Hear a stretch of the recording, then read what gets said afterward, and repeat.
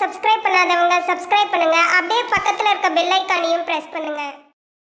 நம்ம இப்ப என்ன பார்க்க போறோம் அப்படின்னா, மீனராசிக்கு இந்த செவ்வாய் பயிற்சி எப்படி அப்படிங்கிறத பார்க்க போறோம். இந்த மீனராசி காலபுருஷ தத்துவத்துக்கு 12வது ராசி.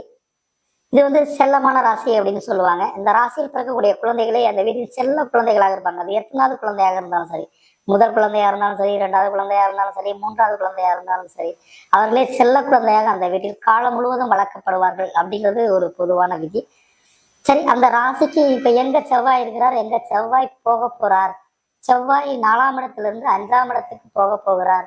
என்னைக்கு போறார்? ஏப்ரல் மாசம் 7ஆம் தேதி போய் ஜூன் மாதம் 8ஆம் தேதி வரைக்கும் அந்த செவ்வாய் பகவான் மிதுனத்திலிருந்து கடக ராசியிலேயே இருக்க போறாங்க. இந்த ராசிக்கு 5ஆம் இடத்தில் செவ்வாய் இருப்பது நல்லது அப்படின்னு ஜோதிடத்துல சொல்லப்படுகிறது. 4ஆம் இடம் நல்லதுதான், 5ஆம் இடமும் நல்லதுதான். சரி, அந்த 5ஆம் இடத்துக்கு போய் என்ன செய்வார் அப்படின்னு சொன்னா, 5ஆம் இடம் அப்படிங்கிறது பூர்வ புண்ணிய ஸ்தானம். அந்த பூர்வ புண்ணிய ஸ்தானமான 5ஆம் இடத்தில் செவ்வாய் சஞ்சாரம் செய்யும் பொழுது முன் ஜென்ம பலன்கள் அனைத்துமே நடக்கும். அதுலயும் செவ்வாய் 2ஆம் அதிபதியான செவ்வாய் நீச்சம் பெற்று 5ஆம் இடத்துல இருக்கும் பொழுது பணம் சார்ந்த விஷயங்களை ஏற்படக்கூடிய குழப்பங்கள் அனைத்துமே நிவர்த்தி ஆகும் அப்படிங்கிறது ஒரு விதி. சரி, அந்த 5ஆம் இடத்துல இருந்துகிட்டு செவ்வாய் எங்கெங்கெல்லாம்ப்பா பார்க்க போறார் அப்படின்னு சொன்னா, செவ்வாய் 8ஆம் இடத்தை பார்ப்பார், 11ஆம் இடத்தை பார்ப்பார், 12ஆம் இடத்தை பார்ப்பார். சரி, இந்த 8ஆம் இடத்தை பார்ப்பது செவ்வாய் நல்லதா அப்படின்னா அவ்வளவு நல்லது கிடையாது. 8ஆம் இடத்தை செவ்வாய் பார்ப்பது எந்த விதத்திற்கு நல்லது கிடையாது. 8 வழக்கு வைத்தியங்களை இழுத்து கொண்டு தரக்கூடிய இடம். இன்னொன்னு நல்லது என்ன, வெற்றியை தரக்கூடிய இடம். சரி, என்ன மாதிரியான விஷயங்களை வெற்றி தரும் அப்படின்னா, மண் சார்ந்தமா நடந்த வீடு இடம் சார்ந்தமா நடந்த வழக்குகளில் வெற்றி தரும். எந்த மாதிரி விஷயத்துல வில்லங்க தரும்? மண்ணு வாங்கினாங்க பிரச்சனை, வீடு கட்ட ஒருத்தர விட்டேன், அவர் வீடு ஒழுங்காவே கட்டி தரல, நான் நினைச்ச மாதிரி கட்டி தரல, இந்த மாதிரியான விஷயத்துல வில்லங்கங்களை கொடுக்கும். இது அவருடைய 4ஆம் பார்வையால் ஏற்படக்கூடிய 8ஆம் இடத்தை பார்க்கக்கூடிய விஷயங்களால் நடக்கக்கூடிய நல்ல கெட்ட பலன்கள் அப்படிங்கிற மாதிரியான விஷயங்களை தருது.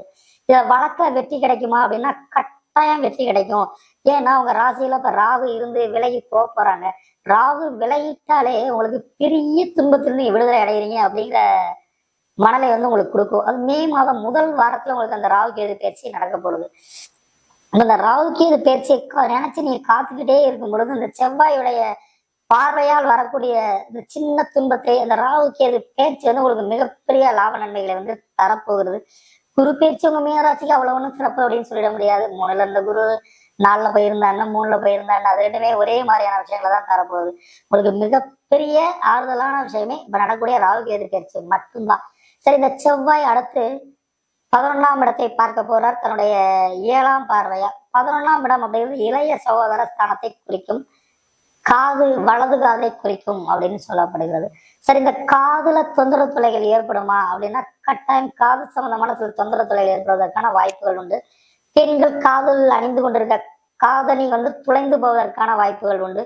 சுரை தொலையும், தோடு உடையும், ஜிமிக்கி உடையும், ஜிமிக்கி கழண்டு விழும், இந்த மாதிரியான விஷயங்கள் செய்யும். காதணி சம்பந்தமாக செலவுகளை உங்களுக்கு ஏற்படுத்துவதற்கான வாய்ப்பு விஷயங்களை கொடுக்கும்.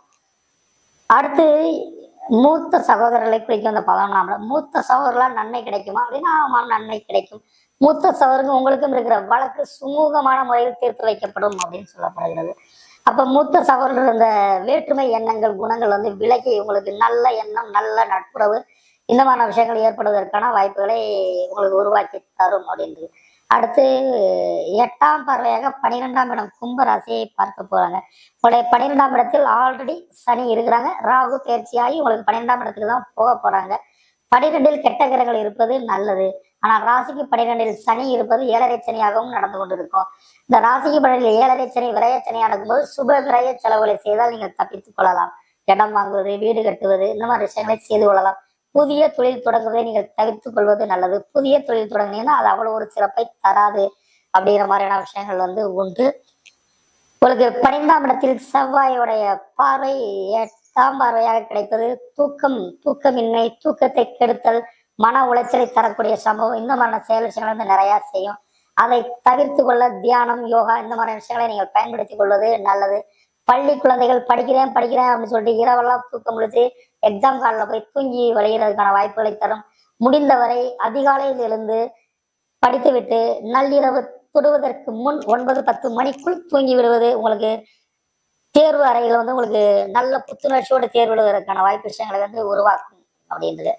உங்களுடைய ராசியில் இருக்கக்கூடிய புரட்டாதி 4ஆம் பாதம், உத்திரட்டாதி 1, 2, 3, 4, ரேவதி 1, 2, 3, 4 இந்த நட்சத்திரத்தில் பிறந்தவங்களுக்கு என்ன மாதிரியான பல விஷயங்களை செய்யும் அப்படின்னா, புரட்டாதி 4ஆம் பாதம் ஒரு பாதம் மட்டும்தான் அந்த ராசியில் இருக்குது. குருவுடைய நட்சத்திரத்துல பிறந்தவங்க, குருவும் செவ்வாயும் நட்பு.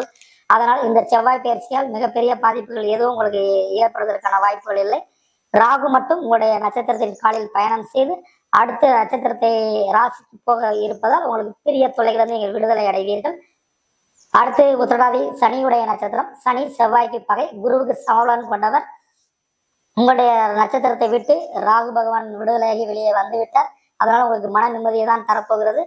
இந்த செவ்வாயுடைய பயிற்சியால் உங்களுக்கு மிகப்பெரிய நன்மைகளே நடக்கும் அப்படின்றப்படுகிறது. ரேவதி புதனுடைய நட்சத்திரம். புதன் குரு அவ்வளவு நல்ல அண்டர்ஸ்டாண்டிங் இல்லாத நட்சத்திரம். புதனின் நீச்ச ராசி மீனம் அப்படிங்கிறதால உங்களுக்கு இந்த ராகுகேது பயிற்சி மட்டும்தான் உங்களுடைய இந்த ரேவதி நட்சத்திரம் நல்லதே தவிர இந்த செவ்வாயுடைய பார்வையால் ரெக்கார்ட் டாக்குமெண்ட்ஸ் சம்பந்தமான விஷயங்கள் தொல்லை ஏற்பட வாய்ப்பு இருக்குது. வங்கி கடன் வாங்கியிருந்தீங்கன்னா டாக்குமெண்ட்ஸ் கரெக்டாக வெரிஃபிகேஷன் பார்த்துக்கோங்க. இடம் எதுவும் வாங்கியிருந்தீங்கன்னா பட்டா சிட்டா பத்திரப்பதிவு இது சம்பந்தமான விஷயத்தில் கவனமாக இருங்க. உங்களுடைய சொந்த ஜாதத்தை பார்த்துக் கொள்ளுங்கள். உங்கள் சொந்த ஜாதத்தில் இருக்கக்கூடிய லக்னம் இருக்கக்கூடிய தசாபதிகளை பொறுத்து இதோடைய பலனுடைய ஏற்ற இறக்கங்கள் வந்து உண்டு. மேலும் தகவலுக்கு எங்கள் சேனலை மறக்காமல் சப்ஸ்கிரைப் பண்ணுங்கள். நன்றி.